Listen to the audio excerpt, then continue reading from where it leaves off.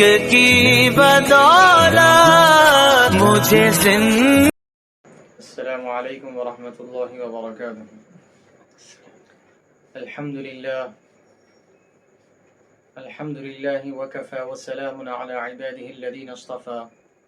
اما بعد فقد قال الله تبارك وتعالى في كلامه القديم: اعوذ بالله من الشيطان الرجيم بسم الله الرحمن الرحيم. قل لا اسألكم عليه اجرا الا المودة في القربى. صدق الله مولانا العظيم وبلغنا رسوله النبي الأمين الكريم ونحن على ذلك لمن الشاهدين والشاكرين والحمد لله رب العالمين. إن الله وملائكته يصلون على النبي يا أيها الذين آمنوا صلوا عليه وسلموا تسليما. اللهم صل على سيدنا محمد وعلى آل سيدنا محمد وبارك وسلم. معزز حاضرین اکرام و سامعین عظام، اللہ تبارک و تعالیٰ کا بے حد فضل و احسان ہے کہ اس نے ہمیں امت محمدیہ میں پیدا فرمایا، اور رب ذوالجلال کا اس پر بھی ہم شکر بجا لاتے ہیں کہ اللہ تبارک و تعالیٰ نے ہمیں افراط و تفرید سے محفوظ فرمایا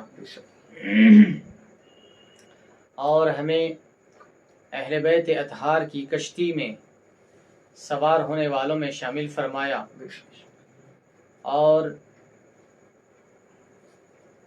آسمان کے چمکتے ہوئے ستاروں سے روشنی حاصل کرنے والوں میں ہمیں بنایا. ہم جتنا بھی رب ذوالجلال کا شکر بجا لائیں کم ہے کہ رب ذوالجلال نے ہمیں اس کے حبیب پاک علیہ الصلوۃ والسلام کی آل سے محبت کرنے والے اور اس کے حبیب پاک کے صحابہ کرام کا احترام و اکرام کرنے والوں میں سے بنایا. کیونکہ کچھ لوگ اہل بیت اطہار کی محبت میں گمراہ ہوئے تو کچھ لوگ اہل بیت اطہار سے عداوت اور بغض اور دشمنی میں گمراہ ہو گئے. لیکن اہل سنت والجماعت کو اللہ تبارک و تعالیٰ نے جہاں پر اہل بیت اطہار سے بے پناہ محبت کرنے کی توفیق عطا فرمائی، وہیں پر اس کے حبیب پاک علیہ الصلوۃ والسلام کا ادب و احترام اور ان کی تعظیم و تکریم بجا لانے کی بھی توفیق عطا فرمائی. ورنہ مسلمانوں میں سے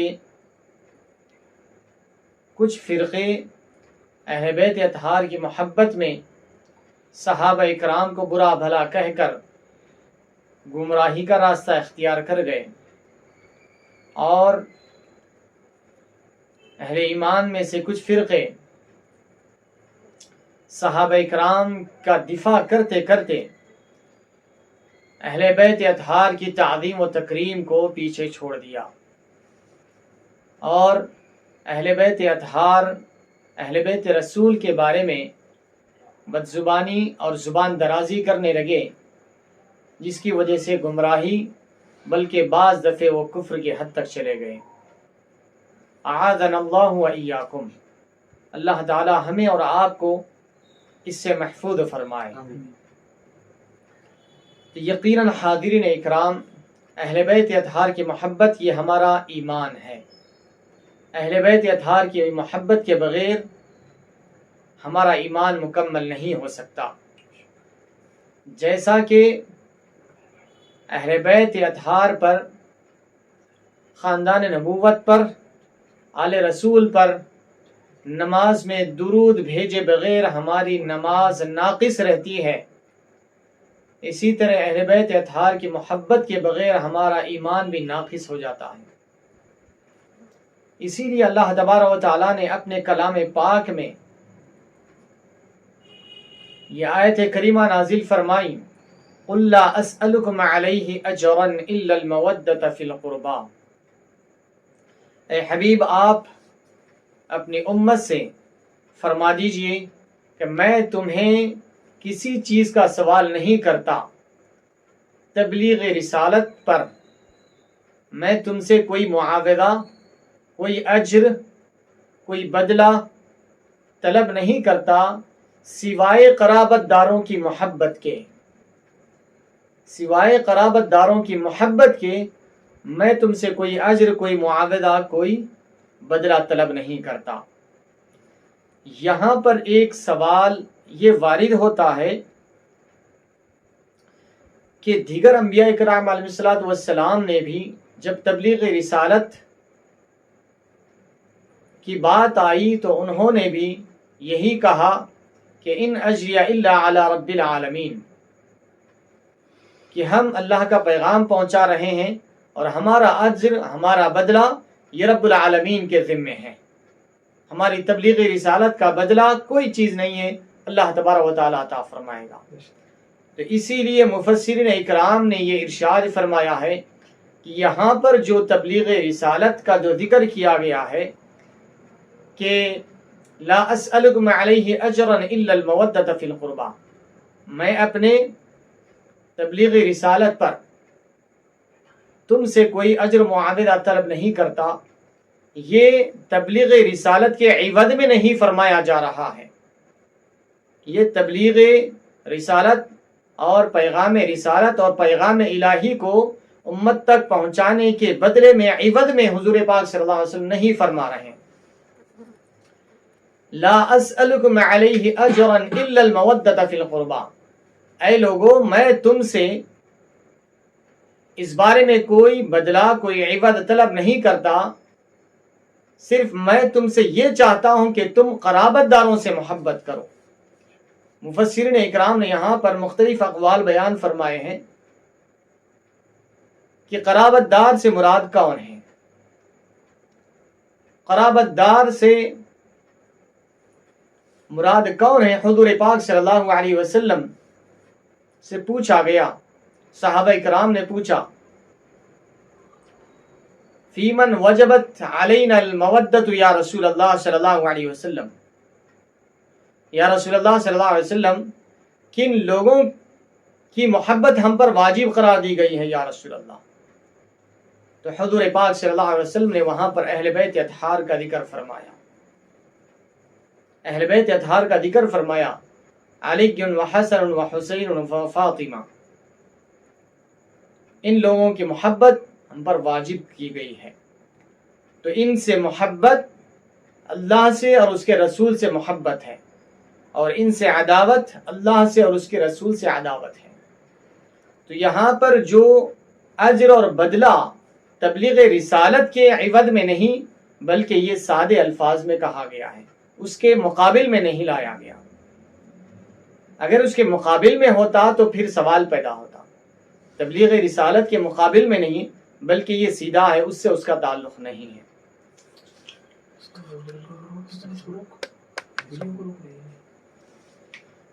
تو حاضرین اکرام، تبلیغ رسالت کے مقابل میں، اس کے عوض میں یہ مطالبہ نہیں ہوا، بلکہ حضور پاک صلی اللہ علیہ وسلم کی محبت کے بدلے میں حضور کے اہل بیت سے محبت کرنے کا حکم ہے۔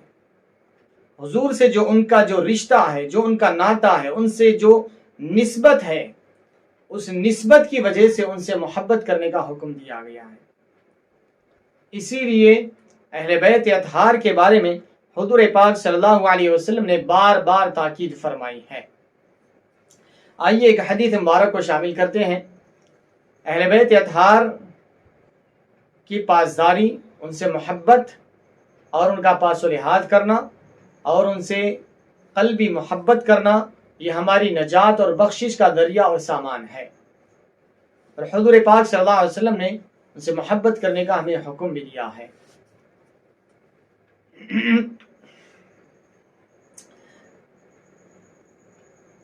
عن زید بن ارقم رضی اللہ عنہ قال قام رسول اللہ صلی اللہ علیہ وسلم یوما فینا خطیبا بماء يدعى خما بین مکہ والمدینہ فحمد اللہ واثنى علیہ ووعظ وذكر ثم قال اما بعد الا ایها الناس انما انا بشر يوشك ان يأتيني رسول ربي فأجيبه فأجيبوا وأنا تارك فيكم الثقلين أولهما كتاب الله فيه الهدى والنور فخذوا بكتاب الله واستمسكوا به فحث على كتاب الله ورغب فيه ثم قال وأهل بيتي أذكركم الله في أهل بيتي أذكركم الله في أهل بيتي وفي رواية كتاب الله هو حبل الله من اتبعه كان على الهدى ومن تركه كان على الضلالة رواہ مسلم. یہ مسلم شریف کی حدیث مبارک ہے. حضرت زید بن ارقم رضی اللہ تعالیٰ عنہ سے روایت ہے کہ وہ فرماتے ہیں کہ ایک روز ہمارے درمیان حضور پاک صلی اللہ علیہ وسلم خطبہ دینے کے لیے تشریف فرما ہوئے. ایک پانی کے پاس، ایک کنٹے کے پاس، جو مقام خم کہلاتا ہے، یعنی غدیر خم کے واقعے کا ہی یہاں پر ذکر ہے. مکہ اور مدینہ کے درمیان یہ ایک مقام ہے. وہاں پر آپ کھڑے ہوئے اور خطبہ ارشاد فرمایا اور اللہ تعالیٰ کی حمد بیان فرمائی، اللہ تعالیٰ کی تعریف بیان کی اور نصیحت فرمائی. وذکر، پھر فرمایا اما بعد، اے لوگو، انما انا بشر، کہ یقیناً میں بشر ہوں. یوشک ان یأتینی رسول ربی، قریب ہے کہ میرے رب کا فرستادہ میرے پاس آ جائے. یعنی یہ اشارہ تھا دنیا سے رخصت ہونے کا، یعنی میرے رب کا فرشتہ میرے پاس قریب ہے کہ آ جائے اور میں اس کو قبول کر لوں. یعنی اس دنیا سے رخصت ہونے کا ذکر حضور پاک صلی اللہ علیہ وسلم فرما رہے ہیں کہ میرے وصال کا وقت آ جائے اور میں اس دنیا سے چل بسوں. لیکن یاد رکھنا، وَأَنَا فِيكُمْ تَارِكُ الثَّقَلَيْنِ، میں تو اس دنیا سے جانے والا ہوں لیکن تم میں دو بھاری چیزیں چھوڑ کر جا رہا ہوں. تم میں دو بھاری چیزیں چھوڑ کر جا رہا ہوں. اولہما کتاب اللہ، ان میں کی پہلی اللہ کی کتاب ہے. فیہ الہدی والنور، اس میں ہدایت ہے اور روشنی ہے. اس میں ہدایت ہے اور روشنی ہے. تم اس سے ہدایت اور روشنی حاصل کرو. فخذوا بکتاب اللہ، اللہ کی کتاب کو تھام لو. واستمسکوا بہ، اور اس کو مضبوطی کے ساتھ تھام لو. یعنی اللہ کی کتاب کو پسے پشت نہ ڈال دو بلکہ اس کو پڑھو، سمجھو اور اس پر عمل کرو.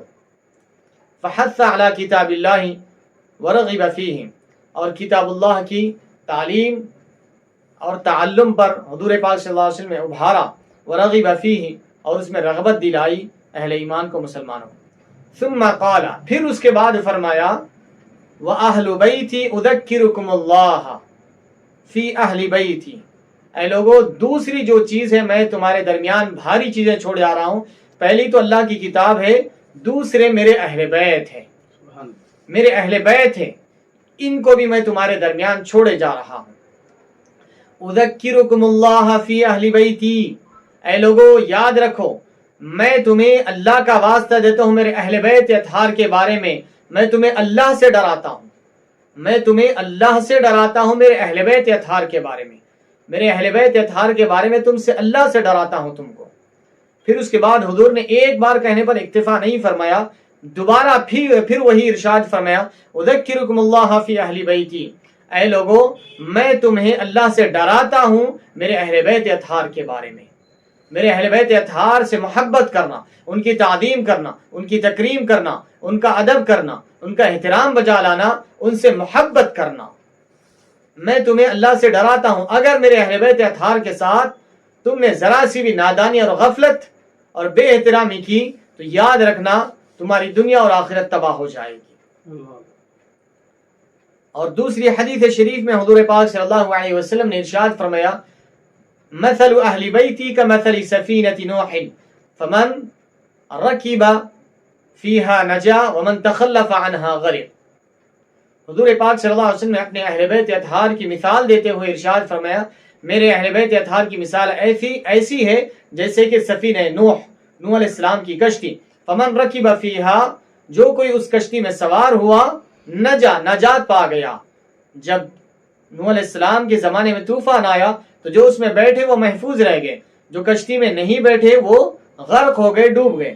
تو حضور فرماتے ہیں میرے اہل بیت اطہار کی مثال ایسی ہی ہے سفینہ نوح کی طرح. یعنی جو میرے اہل بیت اطہار کی محبت میں سوار ہو گیا وہ نجات پا گیا. اور ومن تخلف عنہا، اور جو کوئی اس سے پیچھے رہ گیا ہے، کشتی نوح سے یعنی اہل بیت اطہار سے جو کوئی ان کی محبت سے جس کا دل خالی ہے غرق، تو وہ ہلاک ہو گیا، وہ تباہ ہو جائے گا، وہ ڈوب جائے گا۔ تو حضور پاک صلی اللہ علیہ وسلم نے اہل بیت اطہار کی محبت کو نجات فرمایا ہے، اور اہل بیت اطہار سے عداوت کو اور دشمنی کو ہلاکت اور غرق ہونے سے تشبیہ فرمائی ہے۔ یقیناً اہل بیت اطہار کی محبت یہ ہمارے ایمان کا حصہ ہے۔ اہل بیت اطہار کی محبت کے بغیر ہمارا ایمان کامل نہیں ہو سکتا۔ تو آئیے آج کا عنوان جو ہمارے حافظ وقاری محمد فیروز خان نقشبندی صاحب اور مولانا زید عالم صاحب نے جو عنوان کا انتخاب کیا ہے، اس عنوان کے اوپر کلام کرنے سے بیشتر مناسب سمجھا ہوں کہ اہل بیت اطہار کے متعلق کچھ حدیثیں آپ کو سنا دوں۔ اس لیے میں نے ابتدا میں اہل بیت اطہار کی جو شان اور فضیلت احادیث کریمہ میں اور قرآن کی آیت میں آئی ہے اس کو ذکر کر دیا ہوں۔ اب میں اصل عنوان کی طرف آ رہا ہوں۔ عنوان ہے حضرت سیدنا امام حسین رضی اللہ تعالیٰ عنہ اور اتباع سنت، یعنی حضور پاک صلی اللہ علیہ وسلم کی سنت کی اتباع امام حسین رضی اللہ تعالیٰ عنہ کی حیات طیبہ میں۔ یہ عنوان ہی ایسا ہے کہ امام حسین رضی اللہ تعالیٰ عنہ کی ذات گرامی جہاں پر ظاہری طور پر حضور پاک صلی اللہ علیہ وسلم سے آپ مشابہت رکھتے ہیں، وہیں پر آپ اپنی زندگی میں، اپنے اخلاق میں، اپنے کردار میں، اپنے اعمال میں، اپنے اطوار میں، اپنے عادات میں، اپنے سخاوت میں اور اپنی عبادت میں حضور پاک صلی اللہ علیہ وسلم کی کامل اتباع کا نمونہ نظر آتے ہیں سیدنا امام حسین رضی اللہ تعالی عنہ۔ اسی لیے حضرت سیدنا ابوبکر صدیق رضی اللہ تعالیٰ عنہ ایک دفعہ گزر رہے تھے، ساتھ میں حضرت علی رضی اللہ تعالیٰ عنہ بھی موجود تھے۔ تو حضرت سیدنا ابوبکر صدیق رضی اللہ تعالیٰ عنہ نے فرمایا، اے علی، یہ تمہارے دونوں بیٹے، یہ تمہارے بیٹے، یہ بیٹے تو تمہارے ہیں لیکن لگتے تو حضور جیسے ہیں۔ یہ بیٹے تو تمہارے ہیں لیکن یہ صورت و شباہت سے حضور کے جیسے لگتے ہیں۔ یہ کیا پیار اور محبت بھرا انداز ہے سیدنا ابوبکر صدیق رضی اللہ تعالیٰ عنہ کا۔ آپ فرماتے ہیں، علی، یہ بیٹے تو تمہارے ہیں، لگتے تو حضور جیسے ہیں۔ تو یہ صورت و شباہت میں اور ظاہری جسم کے اعتبار سے حضور پاک صلی اللہ علیہ وسلم سے مشابہت رکھتے ہیں، تو وہیں پر اپنے اخلاق، عادات، اطوار، اپنے معاملات، عبادات، ریاضات، مجاہدات میں بھی حضور پاک صلی اللہ علیہ وسلم کا کامل نمونہ آپ کی زندگی میں ملتا ہے۔ کیونکہ آج عنوان وہ ہے تو اس عنوان کے مطابق میں بولنے کی کوشش کروں گا، ورنہ آپ کے اگر میں فضائل ہی سناتا امام حسین رضی اللہ تعالیٰ عنہ کے تو اسی کے لیے 1 گھنٹے سے زیادہ ہو جاتا، بلکہ اس سے زیادہ بھی وقت ہو سکتا تھا۔ آپ کے فضائل سے قرآن و حدیث بھرے پڑے ہیں سیدنا امام حسین رضی اللہ تعالیٰ عنہ کے۔ تو مختصر کیوں نہ عرض کر دوں کہ امام حسین رضی اللہ تعالیٰ عنہ کا ابتدائی چیزیں آپ کے حالات بیان کر کے آپ کے کچھ فضائل حدیث پاک میں جو آئے ہیں اس کو ذکر کر کے میں آپ کی کامل اتباع کا نمونہ آپ کے سامنے پیش کرنے کی کوشش کروں گا۔ حضرت سیدنا امام حسین رضی اللہ تعالیٰ عنہ، امام حسن رضی اللہ تعالیٰ عنہ کے 11 ماہ کے بعد آپ تولد ہوئے۔ 11 مہینے کے بعد حضرت سیدنا امام حسین رضی اللہ تعالیٰ عنہ کی ولادت ہوئی۔ 3 شعبان اور 4 ہجری تھی، 4 ہجری اور 3 شعبان المعظم تھا۔ جب آپ کی ولادت ہوئی تو بعض روایتوں میں آتا ہے کہ سیدنا علی المرتضیٰ رضی اللہ تعالیٰ عنہ نے آپ کا نام جو ہے وہ حرب رکھا تھا۔ جب حضور پاک صلی اللہ علیہ وسلم تشریف لائے تو حضور پاک صلی اللہ علیہ وسلم نے فرمایا، علی کیا نام رکھیں؟ فرمایا حرب۔ تو حضور پاک صلی اللہ علیہ وسلم نے فرمایا، حرب نہیں، ان کا نام حسین ہے، حسین ہے۔ تو حضور پاک صلی اللہ علیہ وسلم نے آپ کا نام حسین رکھا اور آپ نے حضرت سیدنا امام حسین رضی اللہ تعالیٰ عنہ کے کان میں اذان دی اذان دی اور پھر آپ نے شہد چٹایا امام حسین رضی اللہ تعالیٰ عنہ کو، اور ان کے منہ میں اپنی زبان مبارک داخل فرما کے اپنا لعاب بھی چٹایا حضرت سیدنا امام حسین رضی اللہ تعالی عنہ کو۔ اب اسی سے جو مسلمان جو بچے کی ولادت کے بعد میٹھا، شہد یا کھجور وغیرہ جو چٹاتے ہیں، یہ حضور پاک صلی اللہ علیہ وسلم کی سنت کریمہ ہے، اور آج تک ڈاکٹرز اس سے منع کیا کرتے تھے، لیکن سائنٹیفک اعتبار سے بھی یہ پروف ہو گیا ہے کہ بچے کی ولادت کے بعد کچھ شیرینی چٹانا یہ اس کے لیے بہت فائدہ مند ہے۔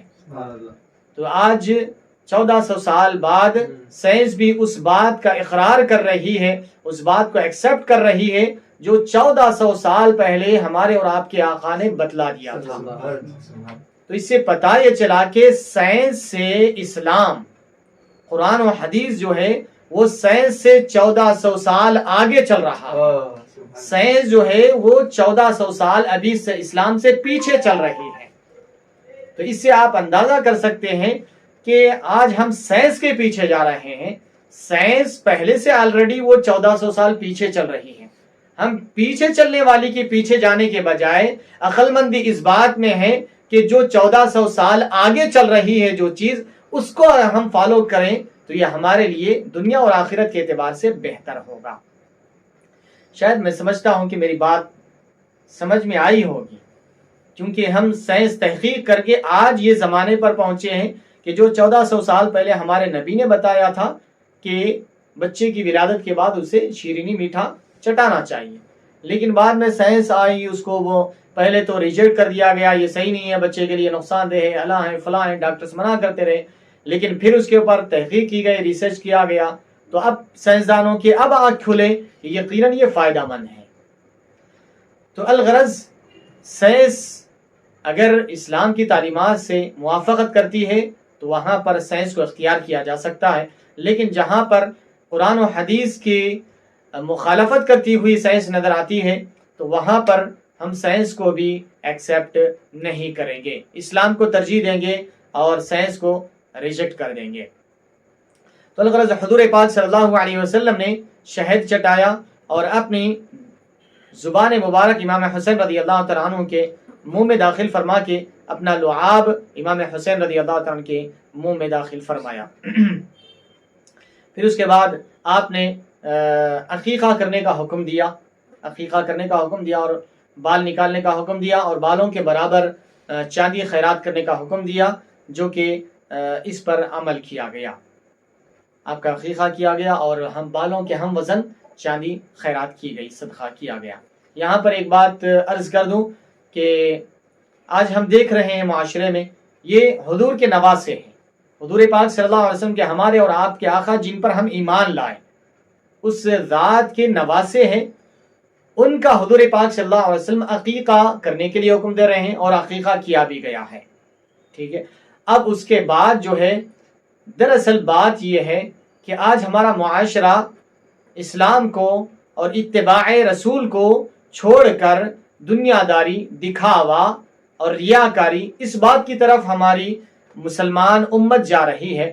تو اس بات کی طرف میں آپ کو توجہ دلا دوں، حضور نے اپنے نواسے کے عقیقے کا حکم دیا اور عقیقہ کیا گیا، اور آج ہم مسلمان ہونے کے باوجود عقیقہ کرنے کے بجائے ہم عقیقے میں جتنا خرچ آتا ہے اس سے ڈبل، اس سے 2 گنا 3 گنا زیادہ ہم چھلے چھٹی میں خرچ کر دے رہے ہیں۔ استغفر اللہ، کتنی سوچنے کی بات ہے کہ چلہ اور آئے شادی خانے میں ہو رہا ہے، اس کے پیچھے 50 60 ہزار 70 ہزار 80 90 ہزار 1 لاکھ تک خرچ کر دیا جا رہا ہے چلے کے پیچھے۔ اگر کیا چلہ فرض ہے، واجب ہے، سنت ہے، مستحب ہے؟ نہیں، مباح ہے، لیکن اس کے اوپر اتنے اخراجات کیے جا رہے ہیں۔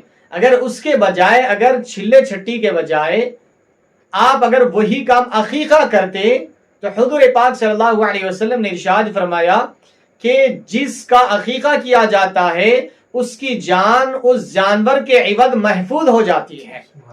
یعنی اس جان کے بدلے میں جو جانور کو ذبح کیا جاتا ہے یہ اس کی زمینی آفتوں سے، آسمانی بلاؤں سے اور بیماریوں سے، امراض سے وہ شفایاب ہو جاتا ہے، محفوظ ہو جاتا ہے، اس کی زمینی آفتیں اور بلائیں اس کو نہیں آتی جن کا عقیقہ کیا جاتا ہے۔ لیکن ہماری قوم یہ کرنے کے لیے تیار نہیں ہے، جبکہ یہ سنت ہے اور باعث برکت ہے اور بچے کی صحت کے لیے بے انتہا مفید ہے، فائدہ مند ہے۔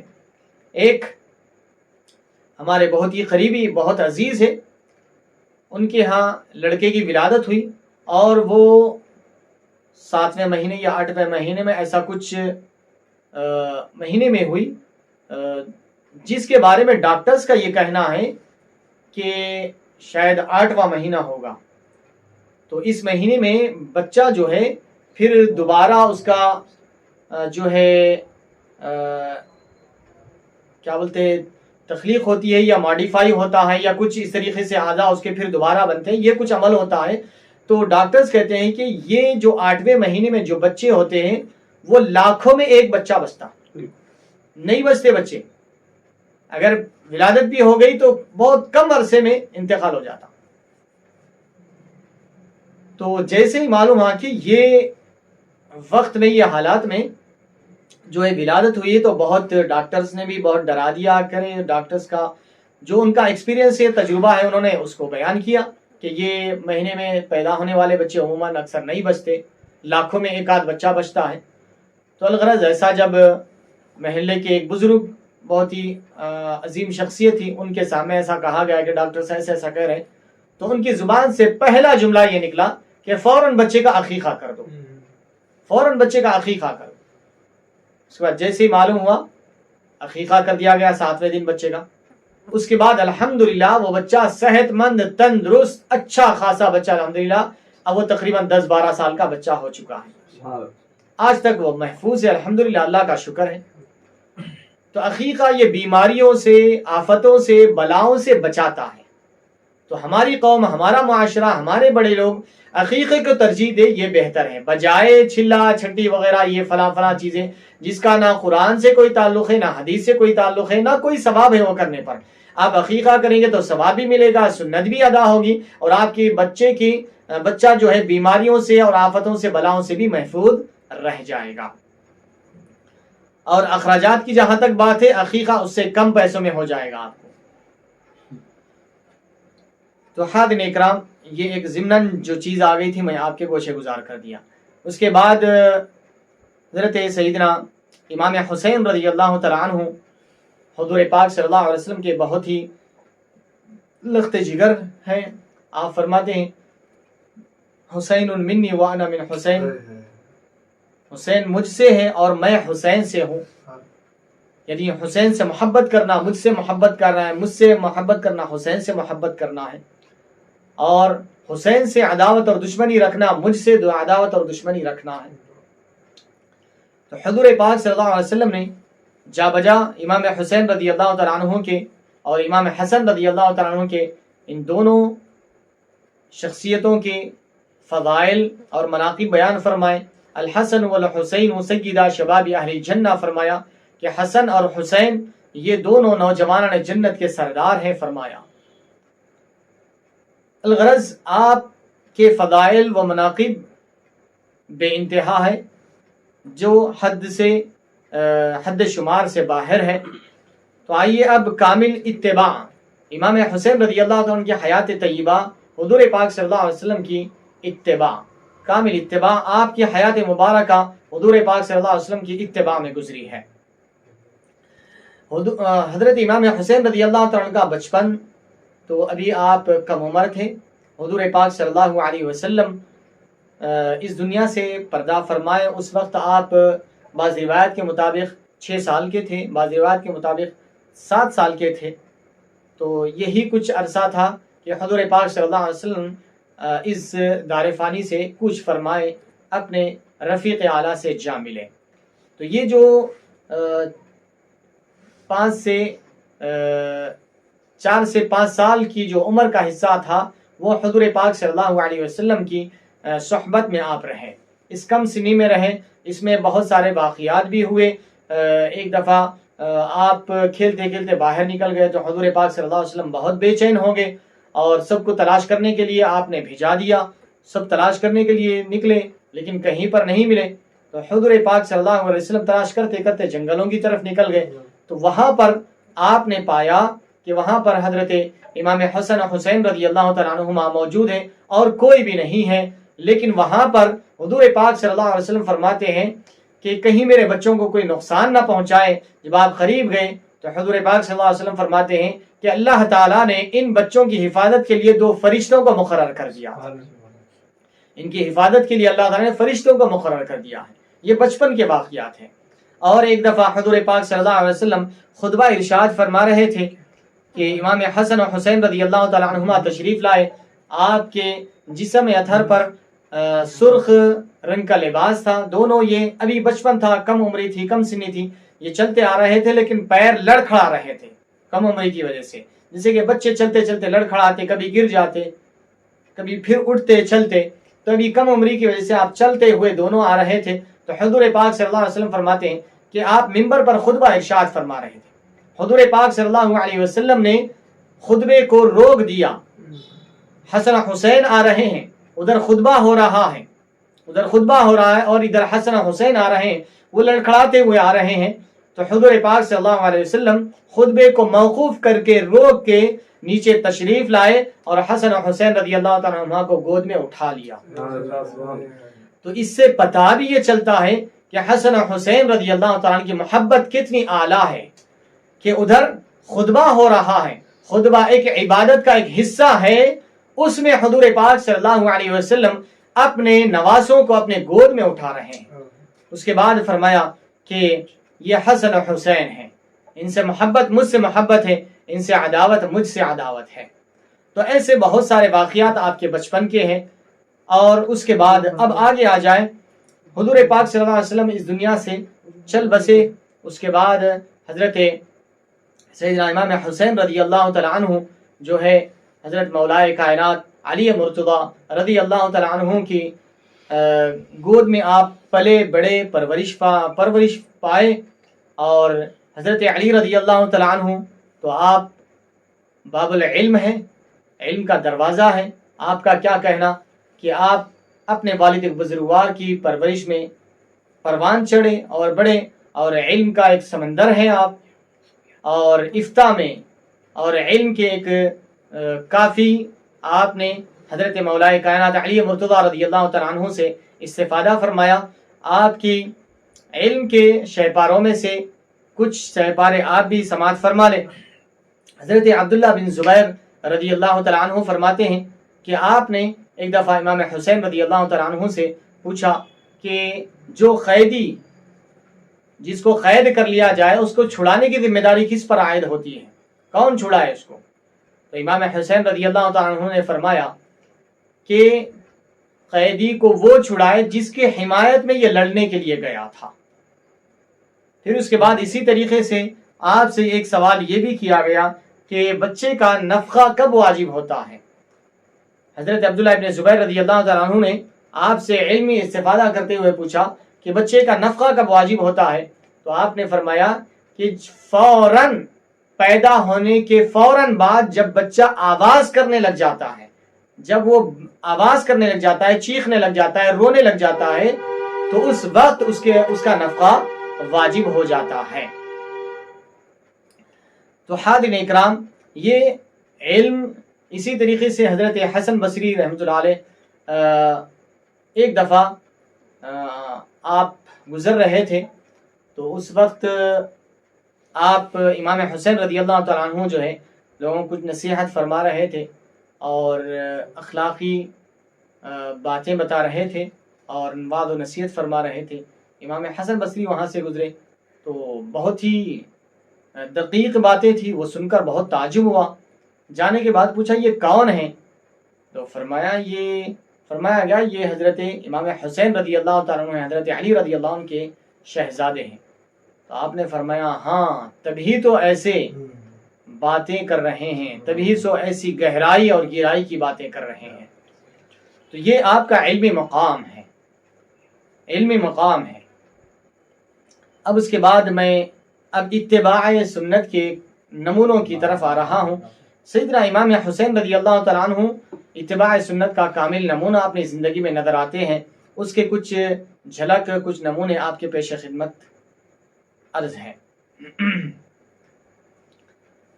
حضور پاک صلی اللہ علیہ وسلم کے بارے میں بخاری شریف میں ہے، حضرت سیدنا ابن عباس رضی اللہ تعالیٰ عنہ سے روایت ہے، کانا رسول اللہ صلی اللہ علیہ وسلم اجود الناس، حضور پاک صلی اللہ علیہ وسلم لوگوں میں سب سے زیادہ سخی، حضور پاک صلی اللہ علیہ وسلم لوگوں میں سب سے زیادہ سخی تھے۔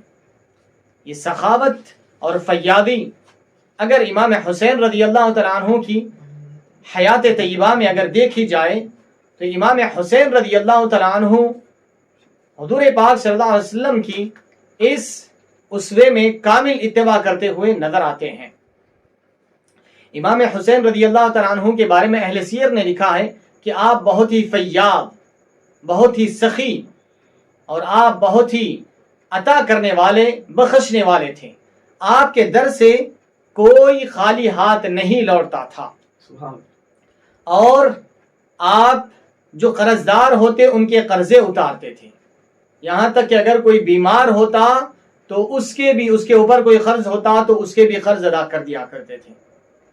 اور آپ کی سخاوت کا اندازہ اس سے بھی لگایا جا سکتا ہے کہ آپ جو کچھ ہوتا وہ سب کا سب خیرات کر دیتے تھے، سب کا سب صدقہ کر دیتے تھے، اپنے لیے کچھ نہیں رکھتے تھے۔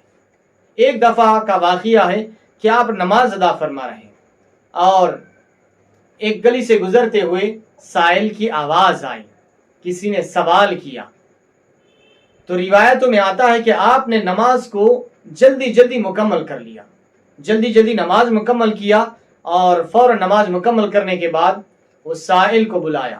اس کے بعد پھر اپنے خادم سے پوچھا کچھ اپنے پاس رقم ہے؟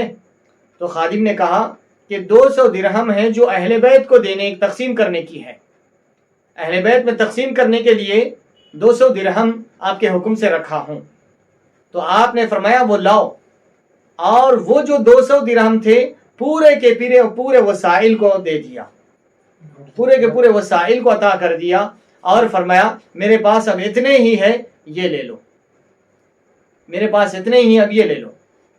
تو امام حسین رضی اللہ تعالیٰ عنہ نے اتنی مرفہ الحالی کے باوجود آپ کے پاس دولت اور رقم بہت ہوتی، کافی ہوتی، لیکن آپ اس کو لوگوں میں بانٹ دیتے، تقسیم کیا کرتے تھے، اور آپ زہد، ورع، تقوی اختیار کرتے اور فاقہ کشی اختیار کیا کرتے، کیونکہ حضور پاک صلی اللہ علیہ وسلم کی یہ بھی سنت کریمہ ہے۔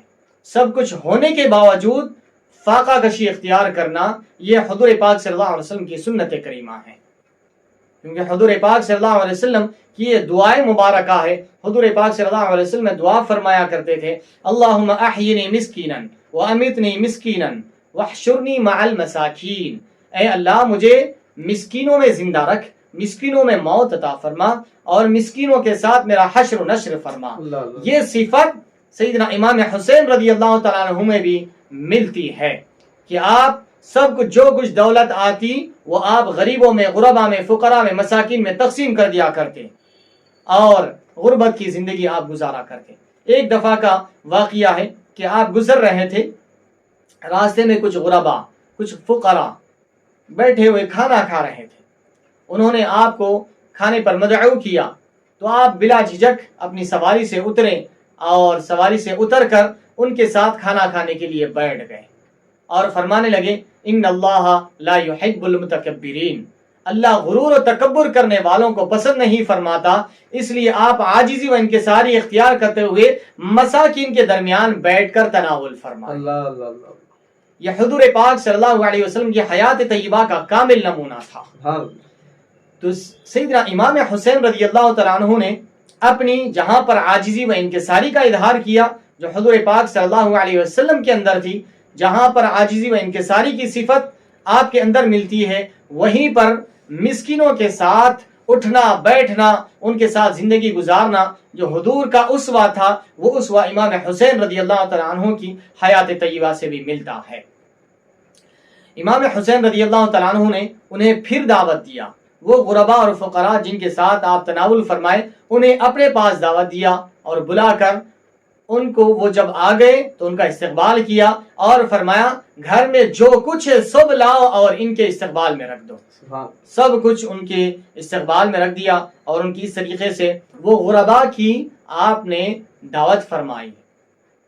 تو اس طریقے سے غربا سے آپ نے محبت بھی فرمایا اور غربا کے ساتھ آپ نے تناول بھی فرمایا اور غربا کے ساتھ اٹھا بیٹھا اور ان کے ساتھ حسن سلوک بھی کیا، جو حضور پاک صلی اللہ علیہ وسلم کی اتباع کا ایک نمونہ ہے. میں عرض کر رہا تھا کہ کان اجود الناس، کہ امام حسین رضی اللہ عنہ لوگوں میں سب سے زیادہ سخی تھے. تو آپ کے پاس سووں نہیں، ہزاروں نہیں، بلکہ لاکھوں میں آپ کے پاس رقم آتی، دینار اور درہم آتے، لیکن وہ پورے کے پورے آپ صدقہ کر دیا کرتے، آپ لوگوں میں تقسیم کر دیا کرتے تھے. اور آپ کے کیا کہنے کہ سیدنا امام حسین رضی اللہ تعالیٰ عنہ حضور پاک صلی اللہ علیہ وسلم کی اس عبادت و ریادت میں بھی کامل نمونہ نظر آتے ہیں. سیدنا بی بی عائشہ صدیقہ رضی اللہ تعالیٰ عنہ حضور پاک صلی اللہ علیہ وسلم سے عرض کرنے لگتی ہے، یا رسول اللہ، آپ اتنا عبادت کرتے ہیں کہ آپ کے پیر سوج جاتے ہیں، ورم آ جاتا ہے پیروں میں، رات بھر آپ عبادت کرتے ہیں، کچھ آرام فرما لیجئے. تو حضور پاک صلی اللہ علیہ وسلم فرماتے ہیں، افلا اکون عبدا شکورا، اے عائشہ کیا میں اللہ کا شکر گزار بندہ نہ بنوں؟ تو یہ حضور پاک صلی اللہ علیہ وسلم کی کامل اتباع حضرت سیدنا امام حسین رضی اللہ تعالیٰ عنہ میں بھی نظر آتی ہے. عبادت و ریادت کے معاملے سیدنا امام زین العابدین رضی اللہ تعالیٰ عنہ فرماتے ہیں کہ والد بزرگوار یعنی سیدنا امام حسین رضی اللہ تعالیٰ عنہ کے بارے میں امام زین العابدین فرماتے ہیں کہ آپ قائم اللیل اور دائم الصوم تھے، یعنی راتوں میں نماز پڑھا کرتے اور دن میں روزہ رکھا کرتے تھے. امام زین العابدین رضی اللہ تعالیٰ عنہ فرماتے ہیں کہ ابا جان یعنی امام حسین رضی اللہ تعالیٰ عنہ دن اور رات میں 1000 رکعت نماز ادا فرمایا کرتے تھے اور دن میں روزہ رکھا کیا کرتے تھے.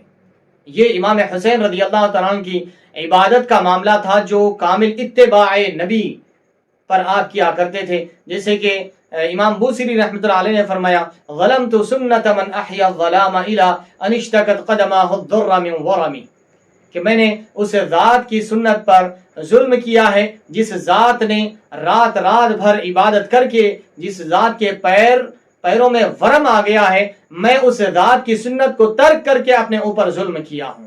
لیکن امام حسین نے وہ سنت کو ترک نہیں کیا جو حضور پاک صلی اللہ علیہ وسلم رات اللہ کی عبادت میں ٹھہرا کرتے تھے. اس سنت کو امام حسین رضی اللہ تعالیٰ عنہ زندہ رکھا اور آپ ہزار رکعت اللہ کی بارگاہ میں ٹھہر کر نماز ادا فرمایا کرتے تھے.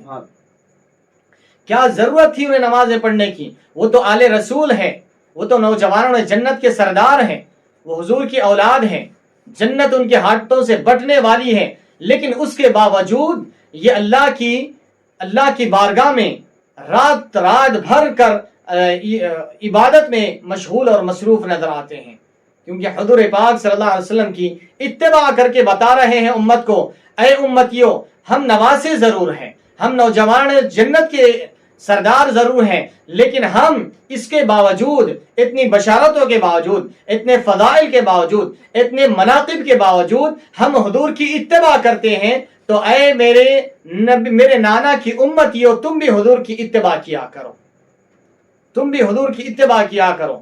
جہاں پر امام حسین رضی اللہ عنہ فرائض کا اہتمام کیا کرتے، وہیں پر ہزاروں رکعت نفل نماز کا بھی اہتمام کیا کرتے تھے. یہ امام حسین رضی اللہ تعالیٰ عنہ کی کامل اتباع نبوی ہے.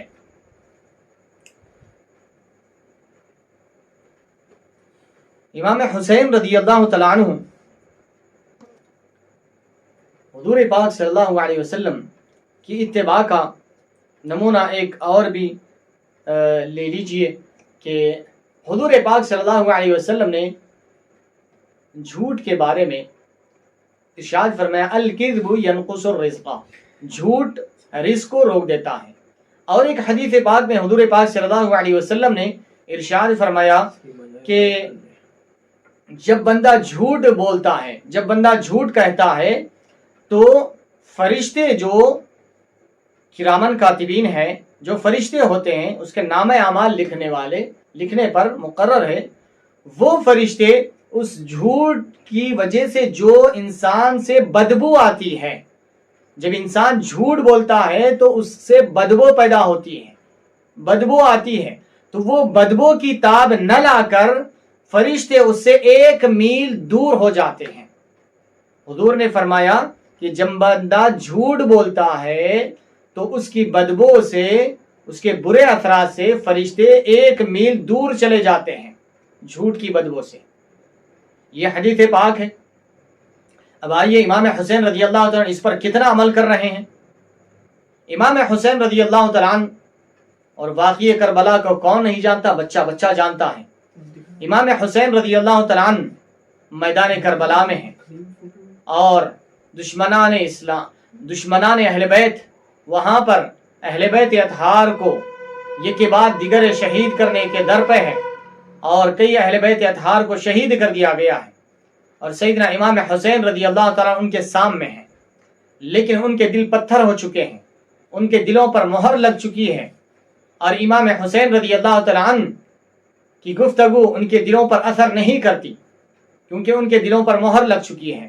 نواز رسول ان کے سامنے خطاب فرما رہے ہیں اور ان سے یہ ارشاد فرما رہے ہیں، اے لوگو کیا میں نبی کا نواسا نہیں ہوں؟ اے لوگو کیا میں وہ نہیں ہوں جس کے بارے میں حضور نے فرمایا حسین حسن نوجوان جنت کے سردار ہیں؟ کیا حضور میرے نانا جان نے میرے بارے میں یہ نہیں فرمایا؟ کوئی جواب نہیں آتا ہے، اس سے ادھر سے کوئی جواب نہیں آ رہا ہے۔ اس کے بعد امام حسین رضی اللہ تعالیٰ عنہ نے فرمایا، اے لوگو یاد رکھو، یاد رکھو کہ آج میں اس عمر تک پہنچ چکا ہوں، 55 سال کا ہو چکا ہوں، لیکن یاد رکھنا تم نے مجھے ہی بلایا تھا، یہاں پر تم نے خط لکھ کر بھیجائے تھے اور تم نے وفود بھیج کر مجھے بلایا تھا، اور جب میں تمہارے سامنے ہوں تو تم اپنے آپ سے مکر جا رہے ہو، مجھے جھوٹ بول رہے ہو تم، اور یہ کہتے ہو کہ ہم نے تو نہیں بلایا آپ کو، اور یہ کہتے کہ ہم نے تو خطوط نہیں لکھے آپ کو۔ یہ تمہارے خطوط دلیل ہے تمہارے لیے، یہ دیکھو تمہارے خطوط، لیکن ادھر سے کوئی جواب نہیں آتا۔ وہ جھوٹ پہ جھوٹ کہتے جا رہے ہیں اور اپنے کیے کو جھٹلاتے جا رہے ہیں۔ تو امام حسین رضی اللہ تعالیٰ عنہ نے فرمایا، اے لوگو تم کیسے جھوٹ کہتے ہو، جبکہ میں نے بچپن میں میرے نانا جان سے ایک حدیث شریف سنی تھی، میں نے بچپن میں میرے نانا جان سے ایک حدیث مبارک سنا تھا۔ حدیث مبارک حضور پاک صلی اللہ علیہ وسلم نے ارشاد فرمایا تھا کہ جب بندہ جھوٹ کہتا ہے تو اس جھوٹ کی بدبو سے فرشتے جو ہے 1 میل دور چلے جاتے ہیں۔ تو اس وقت سے لے کر آج تک میں نے زندگی میں کبھی جھوٹ نہیں کہا ہے، اس وقت سے لے کر آج تک میں نے کبھی زندگی میں جھوٹ نہیں بولا۔ تو یہ امام حسین رضی اللہ تعالیٰ عنہ کی اتباع نبی ہے، یہ اتباع سنت ہے کہ آپ نے زندگی میں، آپ فرماتے ہیں میں یہ حدیث سننے کے بعد بچپن سے لے کر آج تک 55 سال کی عمر ہو چکے ہیں، لیکن آج تک میں نے کبھی زندگی میں جھوٹ نہیں بولا۔ اللہ اکبر، اللہ اکبر، زندگی بھر کبھی جھوٹ نہیں بولا، کیونکہ میں نے پیارے نبی صلی اللہ علیہ وسلم سے یہ حدیث مبارک سنی ہے کہ جب بندہ جھوٹ بولتا ہے تو فرشتے 1 میل دور چلے جاتے ہیں اس کی بدبو کی وجہ سے۔ اس کے بعد کبھی میں زندگی میں کبھی جھوٹ نہیں بولا۔ یہ امام حسین رضی اللہ تعالیٰ عنہ کی اتباع سنت ہے، حدیث پاک پر عمل ہے آپ کا۔ تو آپ کی ساری زندگی عین اتباع سنت کے مطابق گزری ہے۔ اور امام حسین رضی اللہ تعالیٰ عنہ نے زندگی میں بہت سارے حج فرمائے، اور روایتوں میں آتا ہے کہ آپ نے 25 حج آپ نے پیدل چلتے ہوئے فرمائے، 25 حج آپ پیدل چلتے ہوئے فرمائے۔ امام حسین رضی اللہ تعالیٰ عنہ صبر و استقامت کے پہاڑ اور عزیمت کی راہ پر چلنے والے شہ سوار ہیں آپ، مولا کائنات شیر خدا کے فرزند ارجمند ہیں آپ۔ آپ نے عزیمت کی راہ چلی اور میدان کربلا میں اپنی جان کی قربانی پیش کر کے اسلام کی حقانیت کو اجاگر کیا اور باطل کو سرنگوں کیا.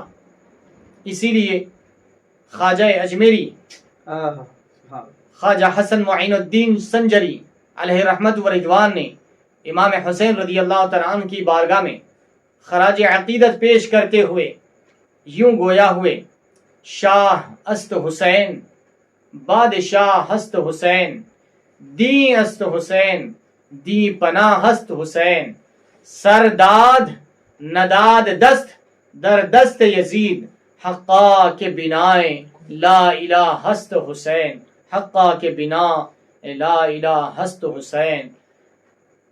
اللہ تبارک و تعالیٰ سے دعا ہے کہ رب تبارک و تعالیٰ ہمیں امام حسین رضی اللہ تعالیٰ عنہ سے اور امام حسن رضی اللہ تعالیٰ عنہ سے اور تمام اہل بیت اطہار سے اور صحابہ کرام سے بے پناہ محبت کرنے کی توفیق عطا فرمائے اور ہمارا حشر و نشر اہل بیت اطہار اور صحابہ کرام کے ساتھ فرمائے. اور جس طریقے سے اہل بیت اطہار نے اتباع سنت کے کامل نمونے پیش کیے ہیں، اے باراللہ ہمیں بھی اتباع نبوی پر عمل پیرا ہونے کی توفیق عطا فرما. وصلی اللہ تعالی وسلم علی خیر خلقہ سیدنا محمد وعلی آلہ وصحبہ اجمعین والحمد للہ رب العالمین.